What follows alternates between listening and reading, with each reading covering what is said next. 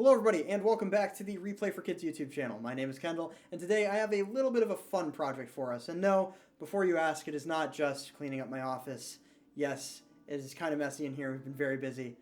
I don't want to hear about it. Regardless, today we are going to be showing you how to repair a toy. Now, if you don't already know what Replay for Kids is, we are a nonprofit organization that adapts toys for kids who are differently abled. And if you do already know what Replay for Kids is, you might not understand that one of our core missions is repairing toys. Repair is something that's unique to us that we aren't super aware of anybody else doing in mass like we do, and it is exactly how we started. Our founder, Bill Memberg, got a box of repair toys from the Cuyahoga County Board of Developmental Disabilities, and that is how this whole snowball got rolling. Of course, repair is super important to these toys because once they go out to agencies, libraries, schools, you name it, they're going to see a lot of use.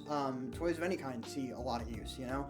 And after a while, if a certain child really likes that toy, or a lot of children like that toy, it's going to see a lot of wear and tear, it's going to see tons of use, and it's eventually going to need to be repaired down the line. Stuff happens, stuff breaks, totally normal. That's just part of the process. And what we do is we take them back from these agencies and repurpose them to make sure that they're seeing the shelf life for many continued years, as many as we can make it. So anything we take in, we try to salvage as much as we can reasonably and try to repair it. Now, adapting and repairing toys are essentially two sides of the same coin. If we take out stuff like equipment preparation and some of the double checks that we do to make sure everything's super good, you can break it down into 6 easy steps. If you're starting with a fresh toy, step 1 is going to be making sure the toy works. And even if it doesn't, we're already opening up the toy, you're probably going to be able to repair it. Just identify, is it working, is it not? Most times it is. Some toys come broken out of box. We've seen it before. Step 2 is actually going to be opening up your toy and identifying where your switch location is, if that's a circuit board, if that's an actual switch, if those are wires you're crossing together, whatever that may be, identifying that. Step 3 is going to be actually soldering those wires onto the board and making sure that they're good and not cold joints, they're on there solidly. Step 4 is going to be creating a wire exit for the toy if necessary. So this toy has packaging right here. You can see it already had a hole. Sometimes we need to Dremel something like that in. And once that's done, adding strain relief. So there's hot glue here and I think a knot in the toy. So if we pull on this, it's not going anywhere. We don't want a child to be able to pull on this and it to rip out any of the wires that we just connected in there. Step 5, closing up your toy, making sure everything's lined up and everything's there. And of course, step 6 is actually testing your toy and making sure it works. That is the super simplified process of it. And if you are going to repair a toy, you're just doing all of that in reverse and just double checking all the other steps. It's just like quality control. And as you do it more often with more toys, it becomes easier every single time. Today, I'm going to be doing that with a couple toys I will be showing you, 2 Barbie Jeeps to be exact, and a Minnie Mouse plush. I do not know what is wrong with these. I just pulled 3 toys. I did not look at their repair tags that we use. So this will be a little fun test of my ability. And if it gets a little bit hard, well, then I'll make a good video. So I guess let's get right into it. As you probably can see, my desk is a little bit of a disaster. So you'll get a cute little time lapse of me cleaning this up real quick.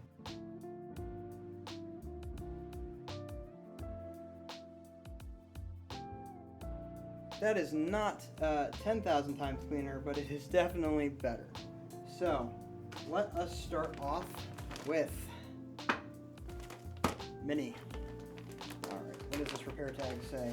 I promise you, I have not looked at any of these. I do not know what is wrong with them. So as we can see, it looks like we are adding and repairing a jack. So that's easy enough.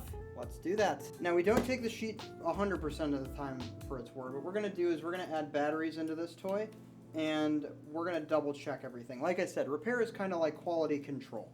You want to double check all of the steps that were gone over, and yep, there are batteries in there. Let's just turn on right there. Is that on? Oh, yes, that is on. And we will plug test switch into this like so. Pop. And take the other end of this wire. Alright, pressing that plunger does activate Minnie. So that crosses one thing off of our list. We generally just like to go over everything again to make sure everything's looking nice. And I will say, this is sewn shut. I can feel right here the knot that's in this wire, so there is strain relief. So that tells me that, yeah, it's probably just the jack. However, that did just work. So let's take a look to see if there was like extra work that needed to be done. I'm not really seeing it here. I'll zoom in for you. I can't necessarily say it'll be clean, but nothing appears too out of line with this. I can't see what's 100% wrong. If anything, this back tail right here, if I can point to it, right here, it's a little bit long, so we'll trim that. Other than that, though, this could be trimmed, but the jack worked and the toy activated, so I'm kind of lost on what needed to be repaired here. Let's take a look at the wire. No, I'm not seeing... Oh, well, alright. Eagle-eyed viewers might have already spotted the difference on this, but what we're missing is a jack sleeve. There is no jack sleeve on this toy. A volunteer or somebody here must have missed this. This is something we miss all the time. We get to tell volunteers at the workshops to not feel bad about it because it's something we do here as well. This needs to be on here, and that's not going to work. I'm not going to be able to slide that over in any way. As you can see, there's a very high definition demonstration of how that does not exactly add up. Sorry, dear volunteer, but we just get to restart there. Always remember, jacks have a little metal piece and a little sleeve. One goes counterclockwise, and they come apart like so. And we are going to make sure we don't make the same mistake again and slide that right over. Now we actually get to strip some wires and attach this jack.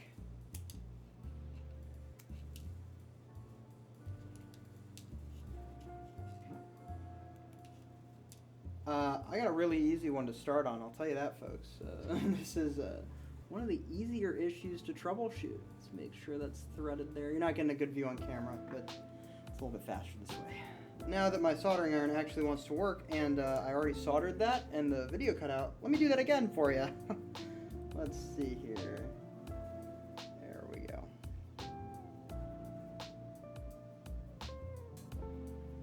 Just like that. And we will turn this more towards me so I can see it. And we're just gonna put this at the right angle. Oh, hi, Minnie. Toys will likely go off when you are connecting the metal because you're bridging it. Looks a little bit messy here, but I'll clear the trash here and clear out some of the stuff we don't need. We can see now the jack's all installed there with the sleeve back on it, and we'll plug this in, and this should activate now. Oh! Do need to turn on the toy. That will help. There we go. You can see me. Press that one more time. There we go. Now we get to throw these back on. I will keep the batteries in this toy specifically. Make sure that's off. That can go right back in Mini in a second. And now that this jack is repaired, we're gonna chop off this extra lead I gave myself on each of these wires. You saw them sticking out longer. That's just so it's easier to thread them through. And now that I know those aren't going to cross at all, we can screw that back on. One repair down, and it only took a bunch of technical difficulties. Okay. On to toy number 2 is activating a ton already. And let me show the repair tag off.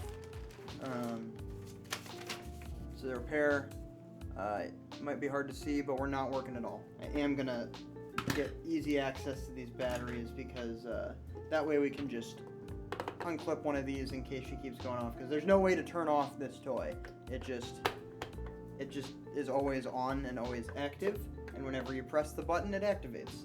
So let's see here. Might need to get these sometimes as tightly on there. You can see this jack has some long leads. I think this is going to need some love. I don't see it crossing anywhere, but it is possible that once there's a little bit of pressure on these from the sleeve going on them, that it could be pressing them together, you know. So we are going to redo that, so that's something to look at. but that wouldn't explain why it's activating randomly, because we got not working at all out of this. This jack should work, even in this state, as long as the wires are still in the same spot. So, yeah, nothing coming out of that. Maybe some cold contacts. Maybe that's what we're looking at here. It might not be fully adhered to the toy. It does look like it is the right spot for the jack to go. So it's hard to view from this angle, but these are going in the okay directions for this specific jack. There's occasionally some variation. Let's take a look. There is, I think there's strain relief there. Yeah, I can see them. You can't, I'm never going to be able to zoom in on this, but there is a knot in that packaging. There is strain relief there. So here's a fun trick. When I actually close these over these two wires here, this metal is going to contact the copper. Usually that might not work, but it'd be really funny. So if I chop these and the toy activates, that tells you that the wires inside are connected correctly, and it is just the jack we also need to repair on this one. Didn't happen, so let's see here. We're gonna strip them. Okay, yeah, there's nothing going on in there. Batteries are incorrectly. So, we get to open this one up. Cool. Wanted one to be interesting at least. I will time-lapse us through taking out all of these packaging screws, and thankfully nothing is hot glued down, so this should only take a second.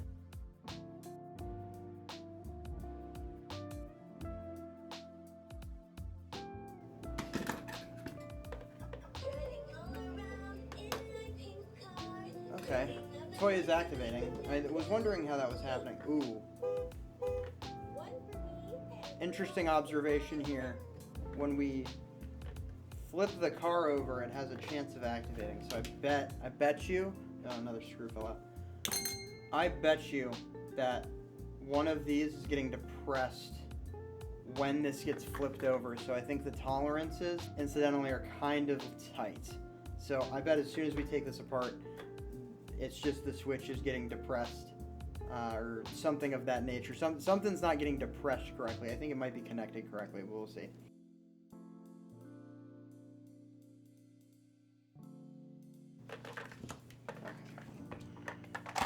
There we go.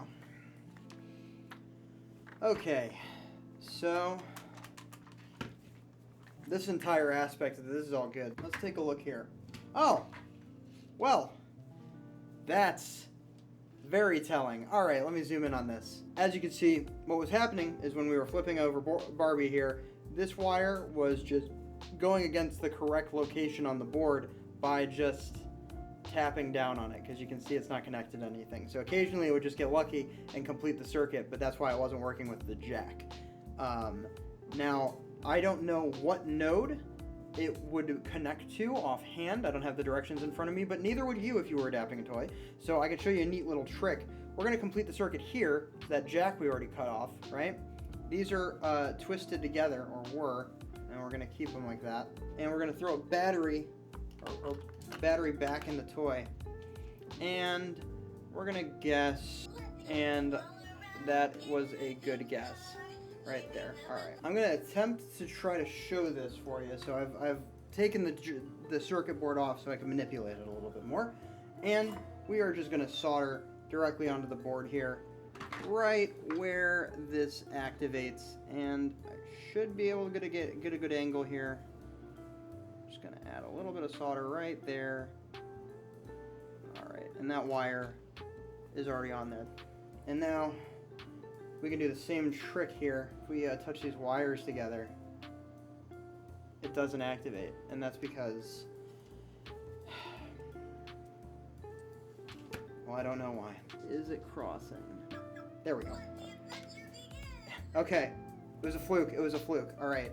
I guess I just didn't touch them together enough, but it's activating, or this needed to be lifted up. Regardless, we're good. Almost had a heart attack there. That was close. Strain relief's in the toy. We can just screw back this board like so.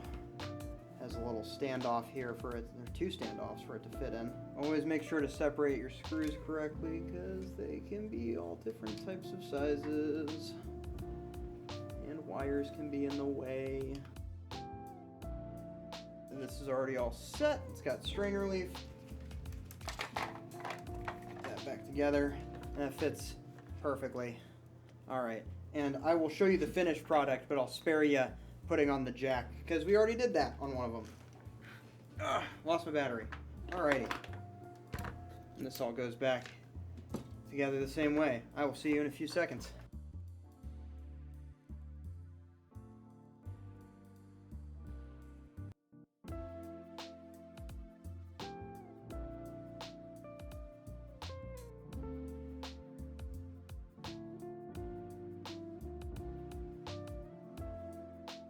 That should be enough to get this one working.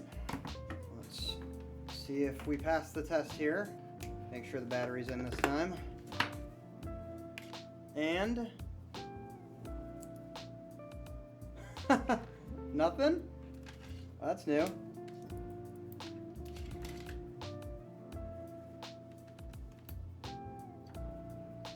These copper jacks don't want to work sometimes. Let me double check that. Or it could be my test switch.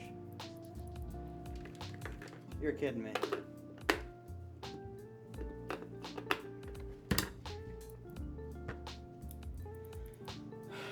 Well, that's not scripted whatsoever. Let me try one more jack. Let's see if that's doing it. Speed run real quick. That jack had some older contacts, so we don't have those types of jacks really anymore. I actually don't have a lot of time on this segment. My camera's gonna shut off, so it really is like a race under pressure. Does not mean I can forego quality though. Come on. Yeah, there we go. Okay. Was it the jack? Here we go. I got a little time. Where's the button? It wasn't. What is wrong with this? Oh no. This sounds like a problem I solved after lunch. I don't even... Alright, well, that's a new issue. We'll find out together. Okay. I have had lunch. Let's get back into this toy. I don't know what's going on with it. Those batteries... Maybe we're just dead. No, they weren't. Okay. I have an idea. Let's move this wire out of the way and see if that's the case. It's possible that that's where those wires are crossing. I am not going to call it a success just yet. We have to close the toy again, but it is now working. So essentially, what's going on here is it was either fully depressing this, or I think the wires were either in the way or they were crossing somewhere weird. So we just move the wire out of the way and down, and that should be good enough. We're gonna close it though and see if it will still work, because we already did that once and that was not the case. Okay, it is closed. I'm gonna do a terrible thing and close this early too, before we know truly if that was the fix or not. It should be though. There's just not much else that it could be. So, oh my. There's no way. Oh, okay. All right. The test switch. My test switch has like a 10% failure rate. I'll prove it again 1 second. There we go. Alright. Another Barbie car down. And the final boss is under the stage. Another Barbie car. We'll go with the same route we did the last one. Let me grab that repair tag. Alright. Another not working at all. So, let's try to prove that wrong, shall we? I've seen worse jack work. It's not too bad. It's hard to tell from here, but yeah, this is serviceable. Might need a little retouching here, but other than that, pretty good. What else could we find? nothing. And this time it's not the test switch not working, it's just nothing. So if the jack's good, I have a feeling it is, of course, inside the vehicle, which means I get to unscrew it. And, oh boy, looking at this board already, I can kind of tell what's wrong. So as I take off these two screws and pull off the board, we can already kind of see that the reason this ain't doing great, ooh, I also burned that somehow too a little bit, that's okay. This wire here, that's not a wire, or well it is, this one right here, this top bit that's on that, that's one of the pads that goes to the board. So that's been completely ripped off. There is most likely a way to solve this. It's just a little bit involved. We get to find two new spots on the board for these wires to connect, and most likely they're going to be on this switch right here. I'm going to try to get this even closer and show you close up how this is going to work. So I've put batteries back in the toy now that I've got it a little bit closer up, and I have a test wire here. It's just a little wire we've stripped both ends of, and what we use this for mainly is when we open up these boards for the first time, we use these to kind of pry and scope out what things are going to activate the toy, because the switch is always going to activate it, and it's nice, not necessary, but it is nice to have this always functioning and keep that there. So we always try to find the next two contacts that are going to activate the toy. And it looks like we already found one right there. This is just schmoo they put on the circuit board to cover up some stuff there that is proprietary, quote unquote. And it looks like all of these spots, or at least this middle one right here, is good enough to place that wire on. So we're going to remove the contact from this wire, and we're going to try just soldering that directly there. I know this is going to be hard to see, so I do apologize, but that was perfect. That was textbook. And here is the test here. There we go. And just to explain a little bit more of why we did it that way, because some people would just pry the switch off immediately and go to both ends, and that would be the end of it. They would just go on both sides of that, and that's it. That's generally our last resort. There's usually another place on the circuit board that we can connect to, and it's nice for this switch to still be intact so that a therapist or another child can play with the kid that's playing with this toy. That is great that just worked out perfectly. I'm not super used to these boards, but that was good. So we can put this back together, and hopefully when I close this one this time, it will work. And we do want to make sure here, now I'm seeing it too, you do want to make sure this is right over the screw, so we can just pull that over. It's not touching that next contact, so we are good, but that's a little bit of a failure on my part of routing my wires here. Actually, we're gonna go the opposite way, like that, and it's gonna go under the board and around, and that way I'm not prying off the contact or anything like that. Let's put this cover on. I know I'm playing with the demons again. This is bad omen, but it's got strain relief. Everything's connected correctly. I have utter confidence in myself that this toy will work like it will right now. Awesome. Man, if it didn't work. And that is all three toys done. Did need to take a lunch break, but we won't talk about that. That's, sometimes I guess you just need a lunch break, and everything will slot into place a lot easier. Yeah. I don't have much of a closing here. And that is 3 whole toys repaired. Now, I should say, just on happenstance, that the repairs I ended up taking did just happen to be repairs from workshops we've run or stuff we've run into here. I don't think any of those issues were necessarily related to child wear and tear or anything like that, like toys seeing them. We also have gotten these recently, so that leads me to believe that those were more workshop repairs. That being said, though, all of the methods I showed you today are still going to apply no matter the circumstance the toy has been under. You're always going to start from the end of the adapting process and work your way back and identify the problems from there. That's the easiest and cleanest solution you can find, and it will lead to the cleanest work as well. Anyway, thank you for joining me on this pleasant journey today and this test of my sanity. I thought I was going to lose it on that second Barbie car, but we got through it, and I hope you learned something about how to adapt toys, how to repair them. Any questions you have, we'll answer in the comments below. And of course, we have a like button, a notification bell, and a subscribe button. Always got to plug that, as well as the replayforkids.org website. All of our information is there. You can find out more details on how to contact us and get involved. We'd love more volunteers. We'd love to see it. So thank you so much, and have a wonderful day.